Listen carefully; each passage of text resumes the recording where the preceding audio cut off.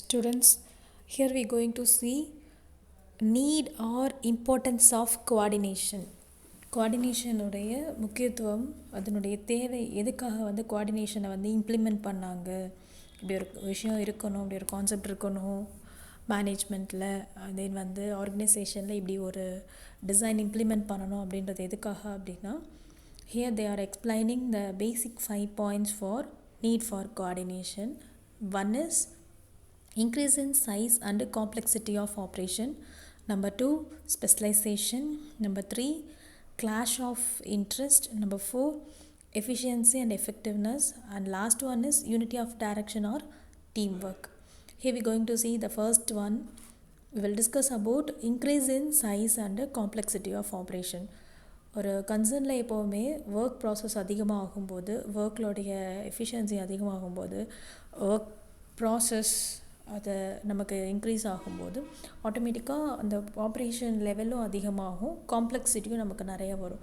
The size of the organisation when get increases, ஆட்டோமேட்டிக்காக அதில் நிறைய நெருக்கங்கள், கொஞ்சம் டிஃபிகல்ட்டிஸ்லாம் நிறைய வரும். அதே மாதிரி ஒர்க்கோட ஆப்ரேஷன்ஸும் செயல்பாடுகளும் என்ன ஆகும்னா அதிகமாகும். Need for coordination as soon as the operation become multiple and complex. இப்போது இதை சரி பண்ணுறதுக்கு ஒரு டீமாக ஒர்க் பண்ணும்போது, இல்லை குரூப்பை ஸ்ப்ளிட் பண்ணி ஒர்க் பண்ணும்போது அதை நம்ம கம்ப்ளீட் பண்ணலாம். அந்த பெரிய ஒர்க் பேர்டனை, அதே மாதிரி அந்த காம்ப்ளெக்சிட்டியை ரெடியூஸ் பண்ணுறதுக்காக தான் we implement coordination. Number 2, here we going to see specialization. இங்கே ஸ்பெஷலைசேஷன் அப்படின்னு சொல்கிறது வந்து ஒரு தனிப்பட்ட துறைக்கான அந்தஸ்து அப்படின்னு சொல்லுவாங்க. Here the specialization said to be as division of work into specialized function. வேலை, அதாவது டிவிஷன் ஆஃப் ஒர்க் அப்படின்றது வேலையை வந்து பிரித்து நடத்துறது. Division of work into specialised function, ஒரு ஸ்பெசிஃபிக்கான ஃபங்க்ஷன், அதாவது ஒரு செயல்பாட்டில் தனித்துவமாக ஒர்க் பண்ணுறது. Departments function, specialised function and departments which leads to diversity. நமக்கு அது பன்முகமாக நடக்கும்போது, நான் உங்களுக்கு சொல்லியிருந்தேன் இல்லையா, ஆர்கனைசேஷனில் வேரியஸ் டிபார்ட்மெண்ட்ஸ் இருக்கும். இன்னும் ஆர்கனைசேஷன் கொஞ்சம் வளரும்போது அதுக்கேற்ற மாதிரி ஆர்கனைசேஷனோட டிபார்ட்மெண்ட்ஸ் டைவர்ஸ்டு ஆகும்போது we get lack of uniformity. நமக்கு வந்து அந்த யூனிஃபார்மிட்டி ப்ராசஸ் மாற ஆரம்பிக்கும். இது எதுவும் மிஸ் ஆகிடாமல், எந்த ஒர்க்கோடைய ப்ராக்ரஸும் வந்து லேக் ஆகாமல் இருக்கிறதுக்கு we need a specialization. ஒரு தனித்துவமாக ஒரு டிபார்ட்மெண்ட், ஒரு துறைக்கான ஒரு ஸ்பெஷாலிட்டி வேணும் அப்படின்றதுனால we need coordination, right? Third one is clash of interest.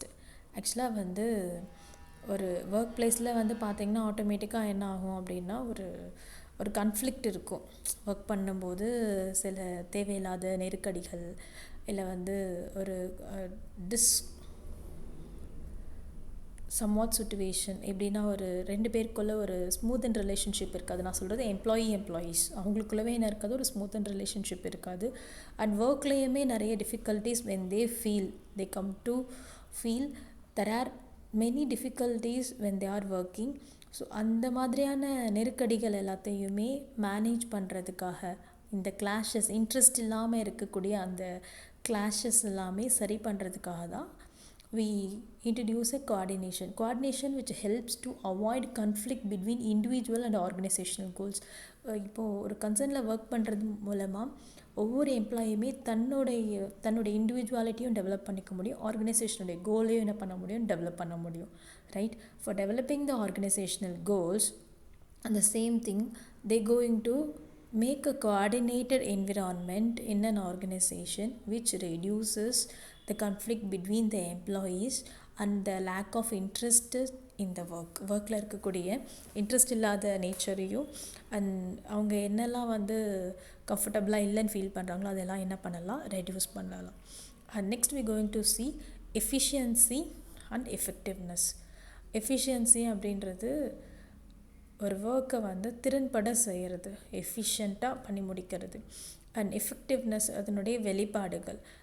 கன்சர்னில் எப்போவுமே என்ன பண்ணுவாங்கன்னா, இந்த கோஆர்டினேஷன் இருக்கிறதுனால தான் which improves the efficiency by avoiding overlapping efforts and duplication of work. அதாவது ஒரு எஃபிஷியண்ட்டாக ஒரு ஒர்க்கை பண்ணுறதுக்கு ஃபஸ்ட் வந்து ஒரு coordination which helps a lot for reducing the overlapping of work and overlapping effort and duplication of work அப்படின்றது என்ன அப்படின்னா, எஃபிஷியண்ட்டாக நீங்கள் ஒரு ஒர்க்கை பண்ணும்போது கண்டிப்பாக அதில் இருக்கக்கூடிய ரிப்பீட்டட் ஒர்க்ஸ் எல்லாம் நம்மளால் என்ன பண்ண முடியும், எலிமினேட் பண்ண முடியும். அதாவது ஒர்க்கோட டூப்ளிகேஷன், ஒரே ஒர்க்கை திருப்ப திருப்ப செய்கிறது. ஸோ இந்த மாதிரி ஓவர்லாப்பிங் எஃபர்ட்ஸ் இருந்தது அப்படின்னா ஒரு ஒர்க் எஃபிஷியண்ட்டான ஒர்க்கு நம்மளால் என்ன பண்ண முடியாது, சொல்ல முடியாது இல்லையா. So which reduces the overlapping efforts and duplication of ஒர்க்கினுடைய மீன்ஸ் அதாவது வந்து ஒரு ஒர்க்கு பண்ணியிருப்போம், ஒரு கொஞ்ச நேரத்தில் திருப்பி அதே ஒர்க்கு பண்ணுவோம். இந்த ரிப்பீட்டேஷன்ஸ் அண்ட் டூப்ளிகேஷன்ஸ் ஒர்க்ஸ் வந்து இருக்காது. அந்த quality of work which improves when we implementing coordination which determines the effectiveness of organized effect. அதாவது அப்படி நம்ம ஒருங்கிணைஞ்சு வேலை செய்யும்போது ஒரு ஒர்க்கை வந்து குரூப்பிசமாக சேர்ந்து when we are working, so we can feel the effectiveness of coordination which provides the quality of work. அந்த வேலையுடைய ஒரு குவாலிட்டி அப்படின்றது என்னது, நல்ல தரம். அந்த வேலையோட ஒரு நல்ல தரத்தை effectiveness we can feel when we are implementing coordination. And the next one is unity of direction or teamwork அப்படின்னு சொல்லுவாங்க. ஆக்சுவலாக இப்போ நம்ம கொடுக்கக்கூடிய டைரக்ஷன் வந்து யூனிட்டியாக இருக்கணும். ஸோ அது கோஆர்டினேஷனில் நம்மளால் என்ன பண்ண முடியும், ஃபீல் பண்ண முடியும். அவர் டைரக்ஷன் டு பி யூனிட்டி, எல்லாருக்கும் ஒரே மாதிரியான டைரக்ஷனாக இருக்கும். ஆர் அதர்வைஸ் அது என்னன்னு சொல்லுவாங்க, டீம் ஒர்க் அப்படின்னு சொல்லுவாங்க. ஆனால் தான் உங்களுக்கு கொஞ்சம் நேரத்துக்கு முன்னாடி சொன்னேன் இல்லையா, எந்த ஒரு கன்சர்ன்லேயுமே டீம் ஒர்க்கோட எஃபெக்டிவ் வந்து ரொம்ப பெருசாக இருக்குது. எல்லோரும் சேர்ந்து ஒர்க் பண்ணும்போது it lead a positive end. And coordination helps to ensure the unity of action and which helps the unity of action and helps to avoid the same. அதே மாதிரி இந்த தேவையில்லாத கன்ஃப்ளிக்ஸு, மீன்ஸ் என்ன சொல்கிறதுனா லைன் ஃபங்க்ஷன் அண்ட் ஸ்டாஃப் எலிமெண்ட்ஸ்குள்ளே இருக்கக்கூடிய தேவையில்லாத கன்ஃப்ளிக்ஸ் வந்து ரெடியூஸ் பண்ணும். யாருக்கு நீங்கள் ரிப்போர்ட் பண்ண போகிறீங்க, யார் உங்களுக்கு வந்து அத்தாரிட்டி அப்படின்றது தெரியும் போது, ஸோ அந்த டைரக்ஷன் ஈவனாக இருக்கும்போது உங்களுக்கு அந்த ஒர்க் என்ன இருக்குன்னா ஸ்மூத்தனாக இருக்கும். ஃபார் எக்ஸாம்பிள், ஒரு ஒர்க் ரிலேட்டடாக நீங்கள் கொடுக்கக்கூடிய ஐடியாஸ் அண்ட் ஆக்டிவிட்டீஸ் ஒரு கரெக்டான எல்லா லெவல்ஸ்க்கும் போகும்போது, மீன்ஸ் இப்போ ஒரு சபார்டினேட் 6 பேர் இருக்காங்க, ஒரு சுப்பீரியர் வந்து ஒரு டாஸ்க் கொடுக்குறாங்கன்னா அந்த டாஸ்க்கு அந்த 6 பேரும் கம்ப்ளீட் பண்ணணும். இல்லை நீங்கள் 3 பேர் மட்டும் செய்யுங்க, இந்த நீங்கள் 3 பேர் வந்து கொஞ்சம் ரெஸ்ட் எடுத்துக்கோங்க அப்படின்லாம் சொன்னால் that is not a unity of direction towards the employee and leading to the team யூனிட்டியாக இருக்கணும். அதுதான் வந்து கோஆர்டினேஷனுடைய மேஜர் ரோல். ஸோ அதனால தான் கோஆர்டினேட் பண்ணி ஒர்க் பண்ணும்போது, கோஆர்டினேஷனோட ஒர்க் பண்ணும்போது we reach a successful ends and we complete the task within a time as organizational goals. ஓகேவா? இந்த ரீசனால் தான் கோஆர்டினேஷன் தேவை அப்படின்னு சொல்கிறாங்க. ரைட்?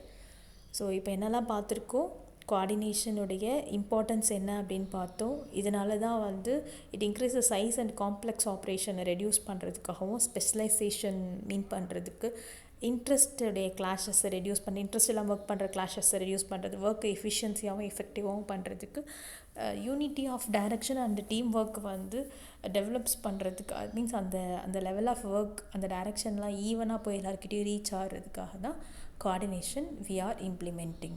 Right? Thank you.